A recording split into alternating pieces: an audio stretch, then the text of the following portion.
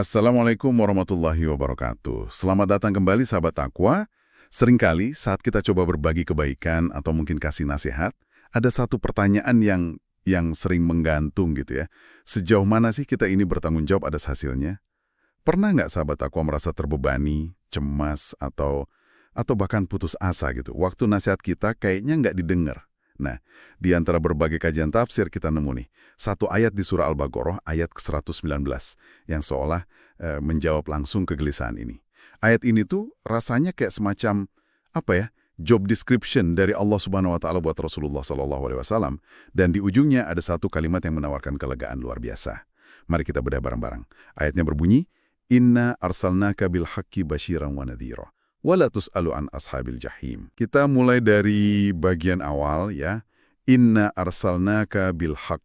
Sesungguhnya kami mengutusmu dengan al-haq. Nah, waktu saya baca-baca tafsirnya, makna al-haq ini ternyata nggak tunggal ya. Ada pandangan dari Abdullah bin Abbas, ada dari Ibnu Kaisan. Ini kayaknya bukan sekedar kebenaran yang abstrak gitu aja kan? Gimana kita bisa memahami ini secara utuh? Itu pengamatan yang tajam sekali. Dan memang para ulama itu memberikan perspektif yang saling melengkapi, bukan bertentangan.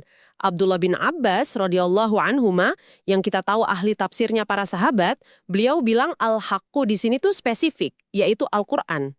Jadi ini kebenaran yang paling nyata yang bisa dipegang. Oh, wujudnya ada ya? Betul. Lalu ulama lain seperti Ibnu Kaisan dan Ibnu Juzayyi, mereka memperluas maknanya. Al-Haqqu itu ya agama Islam itu sendiri, esensinya tauhid. Nah, Muqatil bin Sulaiman menambahkan dimensi yang lebih filosofis. Beliau bilang, bil haq itu artinya Rasulullah SAW itu diutus bukan untuk main-main, bukan tanpa tujuan. Misinya itu punya substansi, punya kebenaran yang hakiki.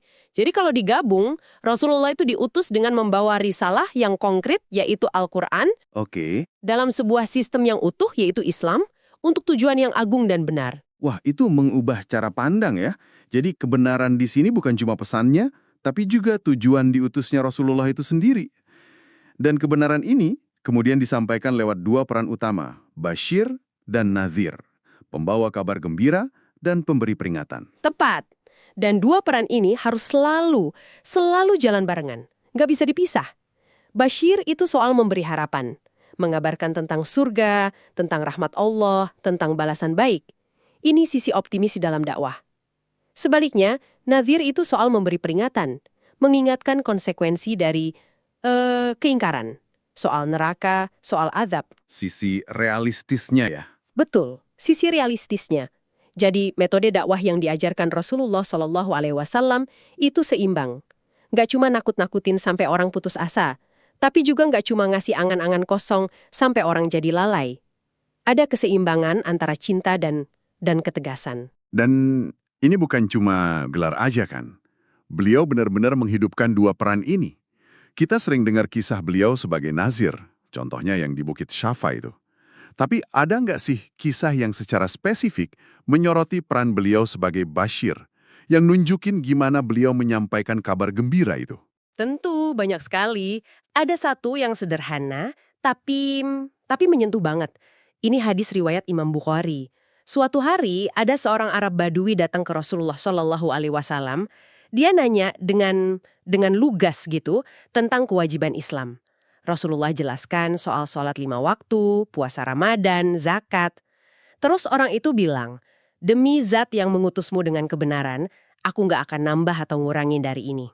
Wah, komitmen sekali ya. Betul, setelah orang itu pergi, Rasulullah SAW noleh ke para sahabat terus bilang, dia akan beruntung jika dia jujur.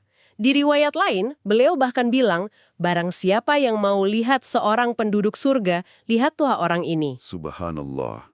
Bayangkan, dengan komitmen yang sesederhana itu, Rasulullah langsung kasih kabar gembira surga. Nah, itulah peran Bashir dalam aksi nyata, memberi validasi dan harapan. Subhanallah. Dan itu jadi penyeimbang yang pas banget ya dengan kisah yang di Bukit Syafa. Di sana kan beliau kumpulkan kaum Quraisy, terus nanya, kalau aku bilang ada pasukan di balik lembah ini mau nyerang, kalian percaya nggak? Dan semuanya serempak jawab, ya kami nggak pernah dapati engkau berdusta. Tunggu dulu ini bagian yang luar biasa. Berarti reputasi beliau sebagai Al-Amin yang terpercaya, yang dibangun 40 tahun, itu pada dasarnya jadi argumen pembuka dari dakwah beliau. Tepat sekali. Anda menangkap esensinya. Kepercayaan itu mata uangnya pengaruh. Peringatan atau nadhir yang beliau sampaikan setelah itu, sesungguhnya aku adalah pemberi peringatan bagi kalian. Itu bisa diterima karena apa? Ya karena karakternya sudah terverifikasi. Benar. Ini pelajaran besar buat kita. Sebelum kita ngasih nasihat atau peringatan, bangun dulu integritas. Pesan yang benar, al-haq, harus datang dari pembawa pesan yang benar juga. Ini sudah ditegaskan di hadis riwayat Bukhari tentang sifat beliau dalam Taurat, bahwa beliau itu bukan seorang yang kasar, berhati keras, melainkan memaafkan dan mengampuni. Nah, karakter mulia inilah yang bikin kabar gembira dan peringatannya itu bisa meresap. Oke, jadi bagian pertama ayat ini ngebangun misi Rasulullah sebagai penyampai kebenaran yang seimbang, tapi klausa terakhirnya ini nih yang kayaknya benar-benar jadi diskusi mendalam di kalangan ulama, bagian soal tanggung jawab.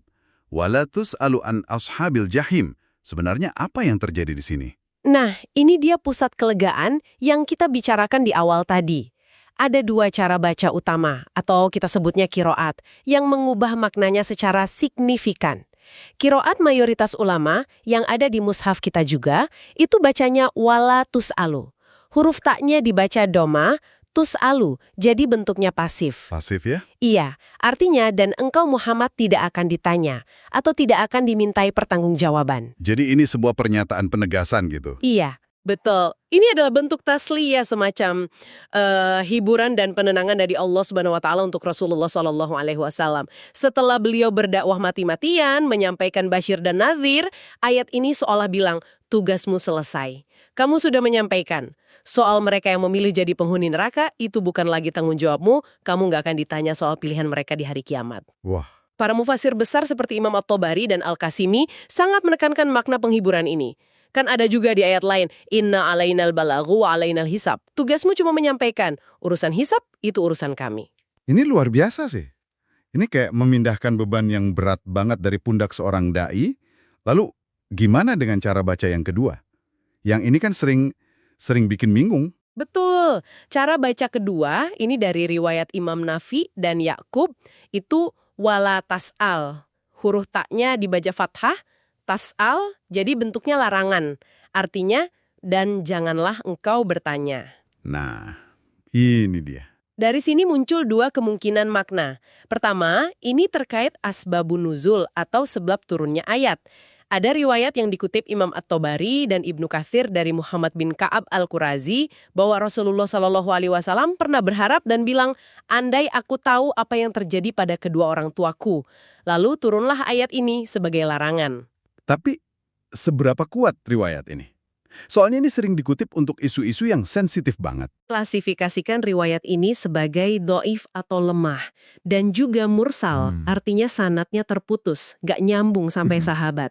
Imam At-Tabari sendiri setelah mengutip riwayat itu, beliau bilang kalau beliau lebih memilih penafsiran yang pertama tadi. Yang walatus alu ya? Iya, yang tidak akan ditanya.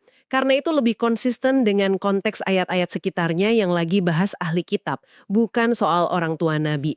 Jadi, menggunakan riwayat lemah ini sebagai dalil utama itu sangat problematis. Oke, jadi makna yang lebih kuat dari larangan jangan bertanya ini apa dong?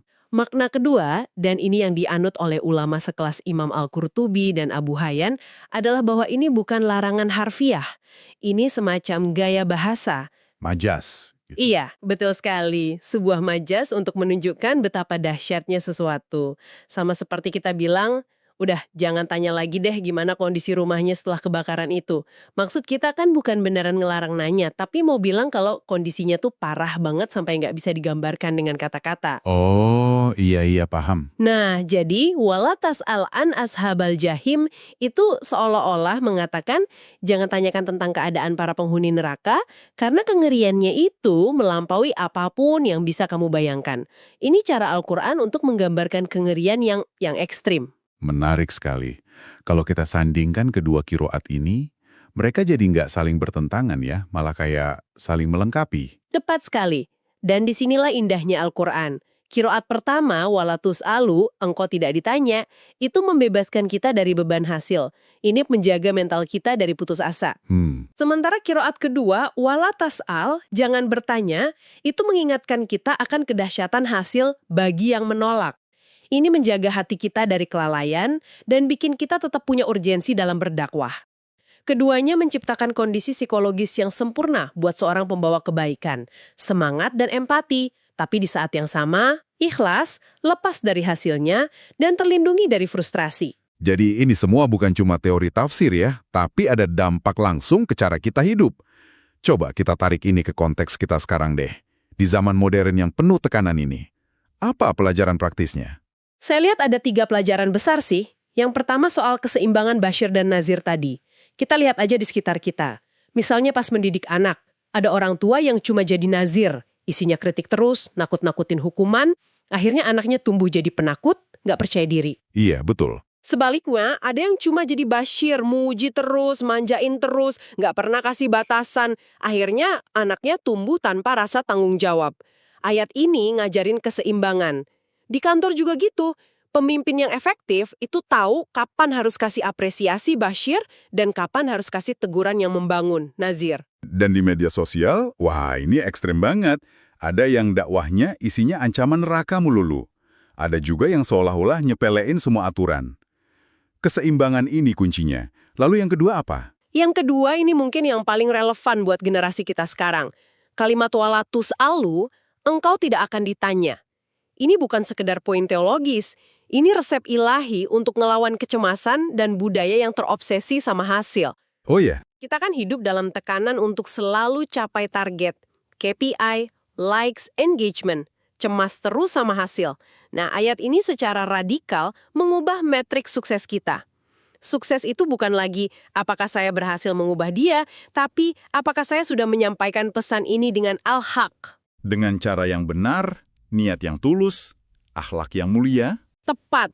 Pergeseran fokus dari hasil ke proses ini membebaskan jiwa banget.